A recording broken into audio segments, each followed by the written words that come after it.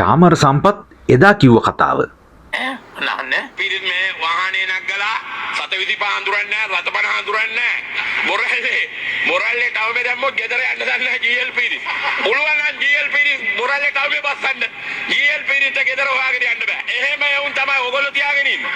එහෙම මිනිස්සු සත පන හඳුරන්න ඇති ඉස්සරහා ඉන්න ඩ්‍රයිවර් හඳුරන්න ජීඑල් පිරිත්.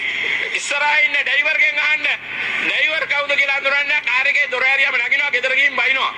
එහෙම නායකෝ ඔය නායකෝ තියාගෙන ඔය පරිප්පු ගන්න එපා. දීලා චාමර සම්පත් අද කියන කතාව. වන්නපු මිනිස්සයන් ඒක වළංගුද? ජීල් පිරිත් මාත්‍යක වළංගු නැහැ. අන්න එහෙනම් ඕක ලැහැත්ති කරගන්න. එහෙම කරන්න බෑ. මේ රටේ අදාව දීලා තනතුරු දීලා පත් කරලා එහෙම මිනිස්සු හිරේ දාන්න ආපු කාලේ ඉවරයි. මේ වේදිකාවේ අපි කියනවා අපිට